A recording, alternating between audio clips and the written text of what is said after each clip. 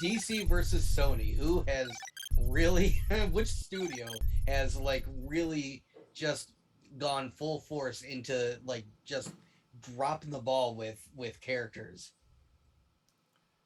Man, that's a tough one. You look at the positives first. For WB, you got like the Suicide Squad, you got the first Wonder Woman, you got Peacemaker.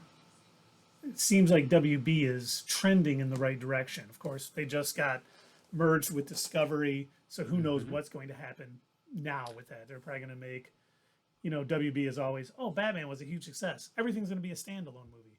Oh my God, this movie was a success. We're all going to be intertwined. They can't make up their minds.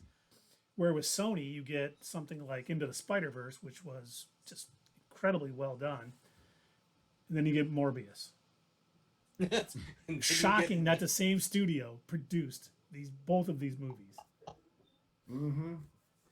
Oh, and well, speaking of your the buyout you just said, uh, Warner, is it Warner Discovery now? Is that what they're going to call it? Yes, Warner Discovery. Yep. yeah. So Warner Discovery is looking for a Kevin Feige type. Hey, here, I'll throw some news at you. Looking for a Kevin Feige type to run that universe. I don't know if that means he wants to keep everything separate or if he wants to mirror Kevin Feige, but that's I the news feel on like that. I feel like that's what DC Warner has been trying to do for a while, like especially going back to the first Suicide Squad movie and Snyder's mess, whatever the hell he did.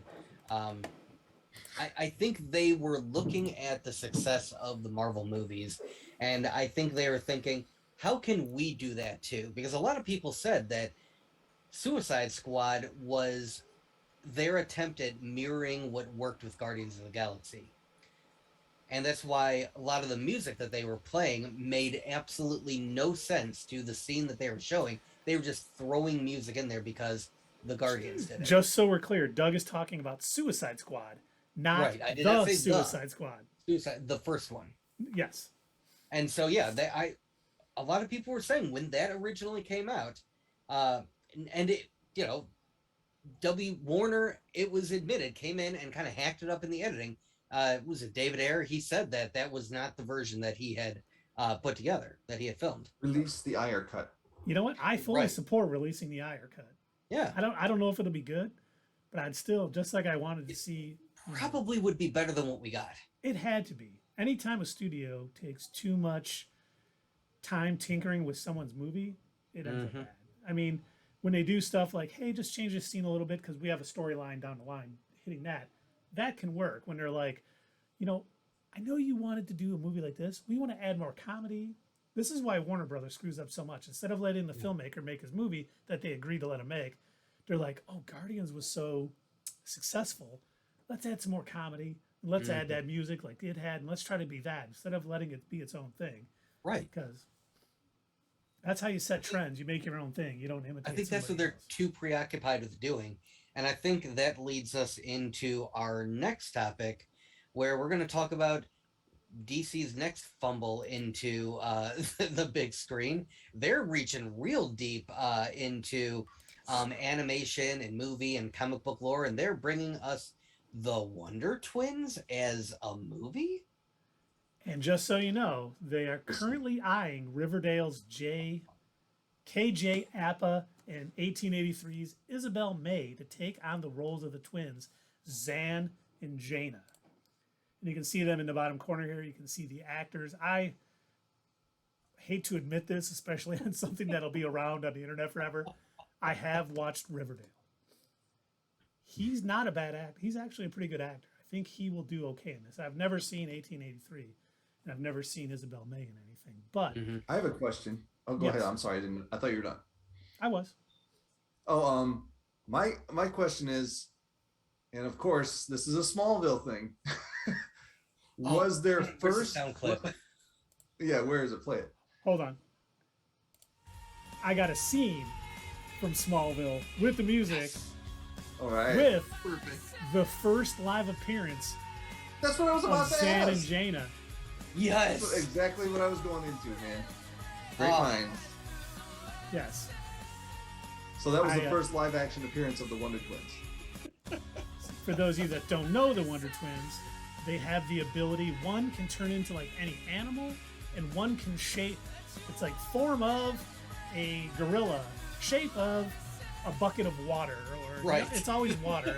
It's And always if you want water. to see something funny, watch Peter Griffin do it on Family Guy. Wonder Twin powers activate! Form of a hawk. Shape of Jaina's tampon. And now I play the waiting game. Boy, that, Yeah. I wish I would have had that clip for this because, yeah, that was amazing. Now, the real question is, they had a monkey named Bleak. Do we know if the monkey is going to be in this series? But, Wasn't on honestly, Smallville. to be honest, I'm glad they're doing something like this rather than saturating their entire market with more of the Batman family. I love the Batman family. Not the powers, but the fact that they're willing to do the something like monkey. the Wonder Twins rather than something established. They might be able to get a little weird with this. They might be able to, do something different that may be good. It's we like don't know the who's James writing. Gunn theory. You take the lesser known True, and you true. play around with them a little more. Because everyone knows Superman, and like I have a certain version of Superman that I appreciate. And then there's Zack Snyder's everyone Man of knows Steel. Batman. What's that? Zack Snyder's Man of Steel. Oh, of course, yeah.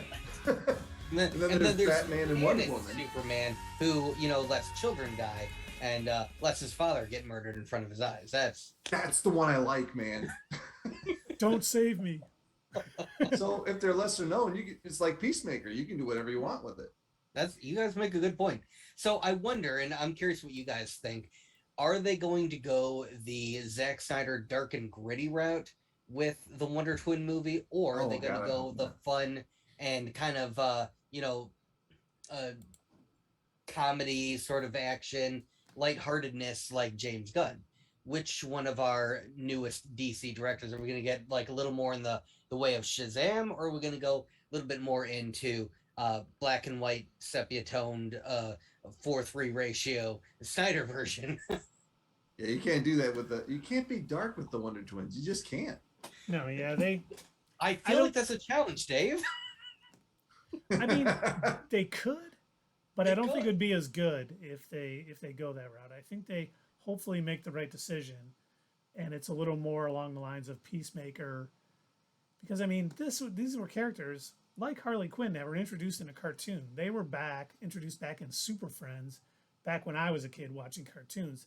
And if you saw these, these were not really good cartoons. Anyone who has ever watched Super Friends, you can probably see it on HBO Max right now. But when Justice League came out on, Cartoon Network, that's when it was like, oh my God, they're finally making, quality comic book cartoons. I mean, even before that, when they had Fox's Batman the Animated Series, and they had ABC had the Superman animated series, and then they combined them into the Batman Superman Power Hour, which was And excellent. why is the writing so much better for their animation? I don't have know. a theory on why I think it is. Because with their animation, they kind of let it do its own thing. It makes money. It's, animation has never been known to make, billions and billions of dollars. They're profitable, so they leave them alone. They let the writers and the directors and stuff work on it and do what they want to do. But with the movies, they're so worried about, we have to do, the perfect thing. It's got to be right. We got to make a huge amount of money. They tinker so much more with the live action stuff and let the animation do its own thing. And that's why we get such a, difference in quality between DC's animation and live action. Now, do you guys think that Sony as well. the writers and directors of the animated series, do you think that they care a little bit more deeply about the comics and the the heroes themselves? I'd say yes to that. Absolutely. I mean, some of them are the same exact people, aren't they? That write for the show and the comics. Oh my God! What was Dwayne McDuffie?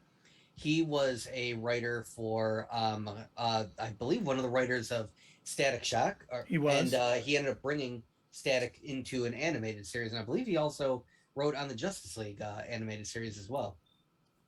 So he was a comic book writer, and then he transitioned over to TV. By the way, I so just yeah, have to that's tell what I you, thought was going to translate. I'm sorry, Keith, go ahead. we just got a chat comment. Who Huh. knew the Crypt Keeper was on Twitch? Just kidding. Great job, guys. That is AOD alum. Thank you, AOD alum. All I- right. That is not the first time I've been called the Crypt Keeper. How do you know it's you? Oh. What if it's me? Okay, yeah, I guess I can see that too. We're both kind of bald. Put the hood up, Dave. Here we go. Yeah. Oh, there we go. Yeah, Yeah, there's two okay. of us.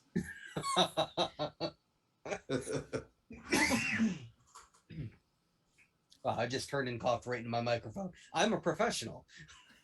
We can edit that What out. was I saying though? What was your last point, Doug? I was talking about Dwayne McDuffie being a writer for comics and then moving over to animation. Yeah, and I figured that would translate like when the Netflix series came out, Jeff Loeb was the showrunner for like at least 4 of those shows that I know of. And I thought it would be, but that didn't work out. It like decreased in quality as the shows went on, except for Daredevil, which was amazing every year. Are you saying that The Defenders wasn't your favorite piece of Marvel media? Sadly I am saying that, yes. David. It's Morbius number 1, then The Defenders, and then No, it's Morbius No. number 1. Iron Then Fist. it's Iron Fist is number 2. Yes. Iron Fist is one of my favorite characters, and man, they did him dirty on that Netflix show. Oh, they did. They did. And just so you know, AOD alum did let me know that it was me that is the Crypt Keeper and not Dave. I It's responded. Keith for sure. Yeah. Jeez. So hey, to the